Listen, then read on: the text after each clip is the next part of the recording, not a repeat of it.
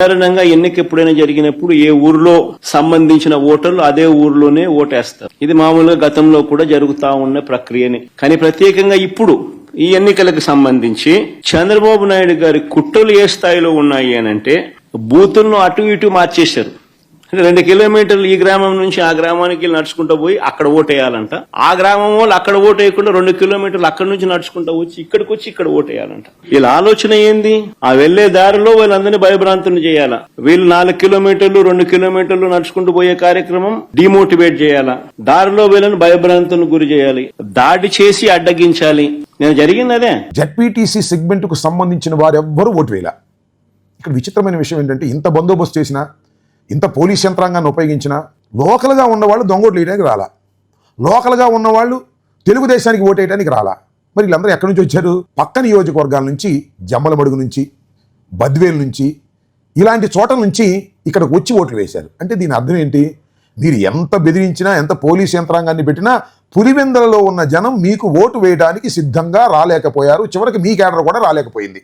కాస్తో కోస్తో ఉన్నటువంటి మీ తెలుగుదేశం కేడర్ కూడా వచ్చి దొంగ ఓట్లు వేయడానికి ప్రయత్నం చేయలేదు అంటే ఈ సిగ్గుమాలితనం కదా ఇది. నిజంగా జాలి వేయదా? జగన్మోహన్ రెడ్డి గారు నియోజకవర్గంలో మీరు ఇంత పగడ్బందీగా చేసినా కూడా ఒక్కరు కూడా ఓటు వేయాలి. ఇంకో అంశం ఏంటంటే మొత్తం పోలైనటువంటి 7,814 ఓట్లలో 683 ఓట్లు వైసీపీకి వచ్చాయి. అందరూ మీ వాళ్ళే వెళ్ళి బూతుల్లో ఓట్లు వేశారు. ఈ 683 ఓట్లు ఎలా వచ్చాయి అంటే మీరు పంపించినటువంటి ఓటర్లు, మీరు ఎలవ్ చేసినటువంటి ఓటర్లు కూడా జగన్మోహన్ రెడ్డి గారికి ఓటు వేసే పరిస్థితి వచ్చింది అంటే దీని మీద మీరు ఎంక్వైరీ చేసుకోవాలి. ఓడిపోతేనేమో సడన్గా ఓట్ చోరీ అంటారు. వాళ్ళు గెలిచినప్పుడేమో ఓట్ చోరీలు కనిపించే వాళ్ళకి. గత ప్రభుత్వంలో కూడా చూసాం. 2019లో వాళ్ళు గెలిచినప్పుడు మేము ఎక్కడా మాట అనలా. ప్రజలు తీర్పు ఇచ్చారు, దాన్ని గౌరవించాం. 2024లో 151 సీట్లు కూటమి ప్రభుత్వానికి ఇచ్చి 164 కూటమి ప్రభుత్వానికి ఇస్తే సడన్గా వారికి ఏమనిపించిందంటే ఇది ఓట్ల గురించి మన ఓటింగ్ మెషిన్లో తప్పు అంటాం. అంటే గెలిచినప్పుడు ఒక న్యాయం, ఓడిపోయినప్పుడు ఇంకో న్యాయం. ఇది రాష్ట్రం, జాతీయ స్థాయి నుంచి రాష్ట్రం వరకు దేశాలన్నిటికీ కూడా అంతర్గతంగా అస్థిరత సృష్టించడం వాడి విధానం. మనం దాంట్లో అంతర్జాతీయ కుట్రలో భాగంగా చూడాలి ఇదంతా. ఎప్పుడైతే భారతదేశం అంతర్గతంగా బలహీనపడద్దో, ఒక కోటని దెబ్బ కొట్టాలంటే బయటోడు కొట్టడం కంటే కూడా లోపల ఉన్నోడు తలుపు తీస్తే వచ్చే నష్టం ఎక్కువ. అందుకని ఎప్పుడు కూడా విదేశీ శక్తులు అంతర్గతంగా ఎవరున్నారు భారతదేశంలో, వాళ్ళకి ఎలాంటి ఇన్ఫర్మేషన్ ఇస్తే బాగుంటుంది, వాళ్ళ ఎజెండాని వీళ్ళందరూ మోస్తున్నారు. దీన్ని ప్రజలందరూ కూడా చాలా సునిశ్చితంగా గమనించాలి.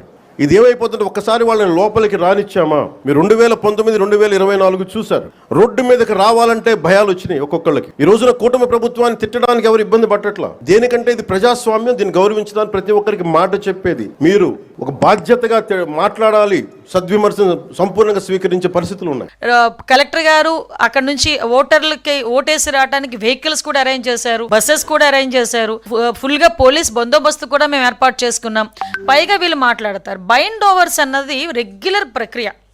ఎవరి మీదైనా నేరారోపణలు ఉన్నా, లేకపోతే నేర ప్రవృత్తి కలిగిన వాళ్ళు ఉన్నా, హ్యాబిచువల్గా వాళ్ళు క్రైమ్ చేసే వాళ్ళు ఎవరైనా ఉన్నా, లేదు ఈ ట్రబుల్ మ్యాంగోస్ ఉంటారు వాళ్ళు ఎవరైనా ఉన్నా, వీళ్ళందరినీ కూడా బైండ్ ఓవర్ చేయటం అన్నది ఎలక్షన్ ప్రక్రియలో ఒక ప్రక్రియ. ఎందుకంటే వీళ్ళు ఎలక్షన్ ఏమైనా ఇబ్బంది పెడతారేమో, లేకపోతే ఎటువంటి అవాంఛనీయ సంఘటనలు చేయడానికి వీళ్ళు ఇబ్బంది పడతారేమో అనే విషయంతో ముందుగానే బైండ్ ఓవర్ ఒక వైఎస్ఆర్సీపీ వాళ్ళ మీద కాదండి, బోత్ పార్టీస్ మీద కడతారు.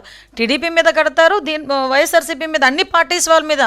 ఈ 2 పార్టీలే కాదు, యాక్టివ్గా అన్ని పార్టీలు ఎవరైనా ఇటువంటి నేర ప్రవృత్తి ఉన్న వాళ్ళు ఎవరైనా ఉన్నారు అనుకుంటే, పాత నేరస్తులు ఎవరైనా ఉన్నా, రౌడీ షీటర్స్ ఉన్నా, వాళ్ళందరినీ కూడా బైండ్ ఓవర్ చేయటం అన్నది ఎలక్షన్ ప్రక్రియలో భాగం.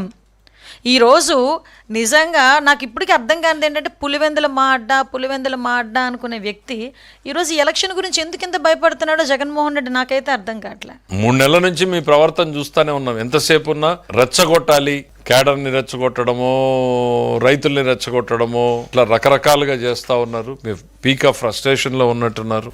మీరు ప్రజల తరఫున పులివెందుల్లో పోయి పనిచేయాలి అనేటువంటిది మర్చిపోయినట్టున్నారు. పులివెందుల్లో తక్కువ, బెంగళూరులో ఎక్కువ ఉంటున్నారు. కాబట్టి ఇవాళ ప్రజలు స్వేచ్ఛాయుతంగా తీసుకుని రేపు రాబోతున్న నిర్ణయం యాక్సెప్ట్ చేయండి. రేపు 11 మందిని ఇచ్చారు, దాన్ని ఇంకా మీరు యాక్సెప్ట్ చేయలేదు. ఆ 11 మందికి ఇచ్చినటువంటి తీర్పునే మీరు ఇంకా యాక్సెప్ట్ చేయలేదు. రేపొద్దున వచ్చేటువంటి తీర్పుల్ని కూడా యాక్సెప్ట్ చేయడానికి మానసికంగా సిద్ధపడండి జగన్మోహన్ రెడ్డి గారు.